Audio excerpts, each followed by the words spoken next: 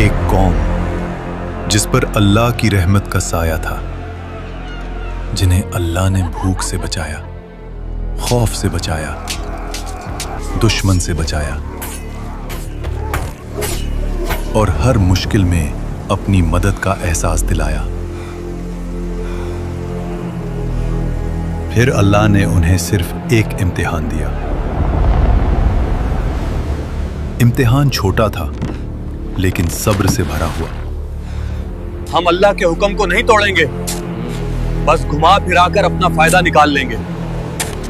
और यहीं से रहमत का रास्ता बंद हुआ। फिर एक रात अल्लाह का फैसला उतरा। न तूफान आया, न बिजली गिरी, न जमीन फटी। और जब सुबह हुई तो वो पूरी कौम इंसान नहीं रही। जो कल तक अल्लाह के सबसे करीब थे, आज वो कौम बंदर बन चुकी थी। ये वाकया है असहाबी सब्त का, और ये सिर्फ तारीख नहीं, ये आज का आईना है। हजरत मूसा अलैहिस्सलाम के बाद बनी इसराइल की एक कौम समंदर के किनारे एलाह में रहती थी। यहां का मंजर अल्लाह की नेमतों से भरा था। समंदर की ठंडी हवा, धूप और लहरों की मीठी खुशबू, हर एक कोना जैसे सुकून और बरकत से रोशन था। ये लोग अल्लाह के नाम से वाकिफ थे, उसके अहकाम जानते थे, लेकिन दिलों में एक पुरानी आदत जिंदा थी। ये कौम पहले भी वादा करती थी और फिर उसे अपनी सहूलत के मुताबिक तोड़ देती थी। एक वादा तोड़ने से क्या होगा? हम बाद में अल्लाह से माफी मांग लेंगे। जुबान से इताअत और अमल में चालाकी। उस कौम के बुजुर्ग कहते, हम अल्लाह के मुंतखब किए हुए लोग हैं, हम पर पाबंदी क्यों लगाई गई? पाबंदी नहीं, ये इम्तिहान है और हमें अल्लाह पर यकीन रखना चाहिए। अल्लाह ने उनके हाल को देखकर उन पर एक ऐसा इम्तिहान रखा जो उनके दिल का राज खोल दे। इसलिए उन पर पाबंदी लगाई गई सिर्फ सब्त यानी हफ्ते के दिन की। अल्लाह ने उस कौम से कहा, सिर्फ हफ्ते के दिन अपनी तिजारत छोड़ दो, अपनी मशगूलियत छोड़ दो और सिर्फ मेरी इबादत करो। शहर में आवाज फैली। एक शख्स बोला, सिर्फ एक दिन की बात है, अल्लाह के लिए रुक जाएंगे। दूसरा हंसकर बोला, देखते हैं जब समंदर मछलियों से भर जाए तब भी। और फिर इम्तिहान ने अपनी शक्ल दिखाई। जिस दिन शिकार मना था, उसी दिन समंदर मछलियों से उबल गया। ताजी मोटी मछलियां जैसे खुद किनारे तक आकर कह रही हों, हमारा शिकार करो। ऐसा पहले कभी नहीं हुआ, ये अल्लाह का इम्तिहान है। रात का अंधेरा शहर पर छा गया। घरों के अंदर लोग परेशान थे। एक छोटी सी खता भी लंबे झगड़े में बदल जाती थी। मछलियों के शिकार ना होने की वजह से घर में रोज झगड़े हो रहे हैं। तभी एक खामोशी में शैतान ने उनके दिलों पे हमला किया। ये दिन सिर्फ एक रास्ता रोकता है, चालाकी दिखाओ और अल्लाह के हुक्म को घुमा फिराकर अपना फायदा निकालो। लोग आपस में एक दूसरे की तरफ देखते हैं और उनके चेहरों पर एक ऐसी मुस्कुराहट उभर आती है जो उन्हें एक बड़े अजाब की तरफ खींचने वाली थी। एक आदमी ने बोला, हमें कुछ ऐसा करना होगा कि हफ्ते के दिन मछलियां किसी जाल में फंस जाएं और हमें कुछ ना करना पड़े। दूसरा शख्स फौरन बोला, बस नालियां निकाल देंगे, मछलियां खुद जाल में फंस जाएंगी और फिर इतवार को निकाल लेंगे। अल्लाह भी खुश हो जाए और हम भी। और फिर वो लोग समंदर के किनारे गए, नालियां खोदना शुरू की, जाल बिछाया और अपनी चालाकी से रास्ता निकाल लिया। बुजुर्गों ने उनसे कहा, अल्लाह सब देख रहा है, ये वक्त हमारी नीयत का है। नौजवानों ने हंसकर जवाब दिया, हम तो अक्लमंद हैं। देखो, हमने तो हुक्म नहीं तोड़ा, सिर्फ एक रास्ता निकाला है। लेकिन उन्हें याद नहीं था कि चालाकी और गुनाह का इम्तिहान अल्लाह के सामने कभी छुपा नहीं रहता। गुनहगार लोग मछलियों का बोझ उठाकर घूम रहे थे।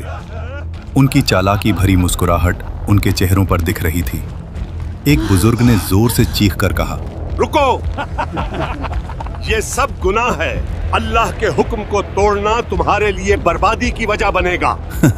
उन्होंने हंस के जवाब दिया, हम तो सिर्फ अपनी अकल से काम ले रहे हैं। हफ्ते के दिन तो शिकार किया ही नहीं।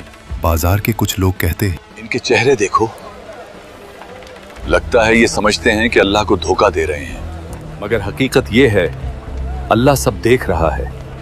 ये गुनाह का सिलसिला खुद उन्हें बर्बाद कर देगा। मछली मिले या ना मिले, हमारा इंतजाम तो हो जाएगा। हमारी अकल से मछलियां मिलना शुरू हो गई हैं।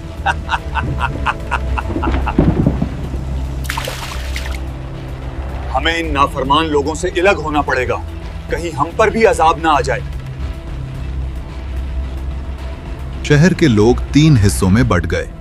पहला हिस्सा गुनहगार, वो लोग जो चालाकी और हीला साजी में लगे हुए थे और खुद को बहुत अक्लमंद समझते थे।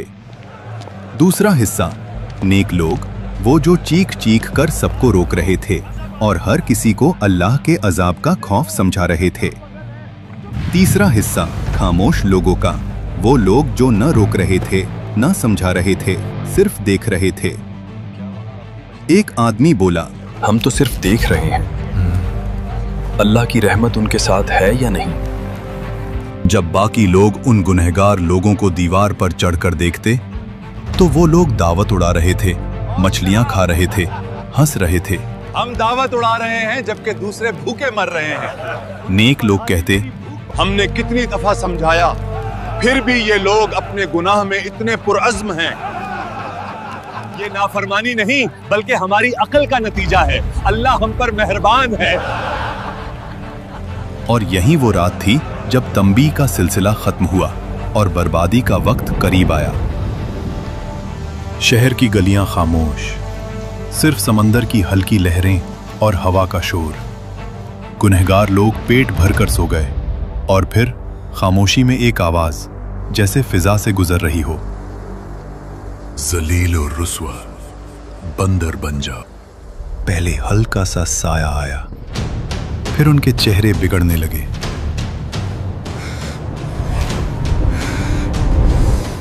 उंगलियां लंबी और पंजियों जैसी हो गईं।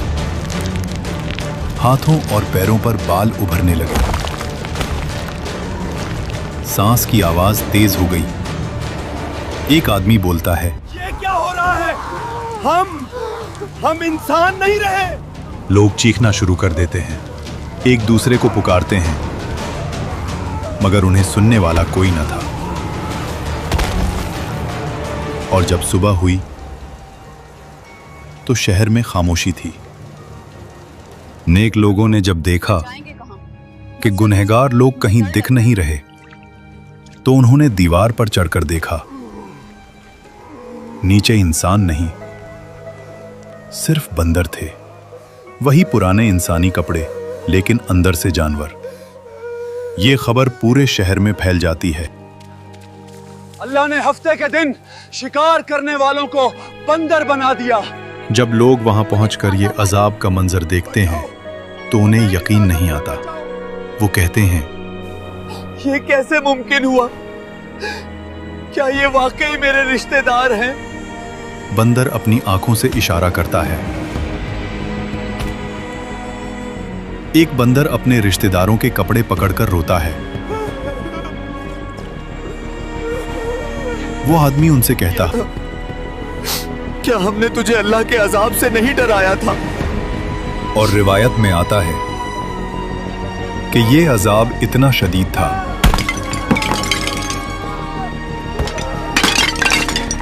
कि ये लोग 3 दिन से ज्यादा जिंदा ना रह सके, ना खाए न पिए, बस तड़प तड़प कर खत्म हो गए। अस्हाब सब्त का जुर्म मछली पकड़ना नहीं था, उनका जुर्म था अल्लाह के कानून के साथ हीला साजी करना। आज भी हम कहते हैं सूद एक प्रॉफिट है, रिश्वत सिर्फ तोहफा है और झूठ एक मार्केटिंग टेक्निक। याद रखें, अल्लाह लफ्जों को नहीं, नीयत को देखता है। क्या आज हम भी अस्हाब सब्त की तरह अपनी चालाकी और लालच में भटक रहे हैं? हाँ या नहीं? अपना जवाब कमेंट्स में बताइए और वीडियो को लाइक और चैनल को सब्सक्राइब करिए।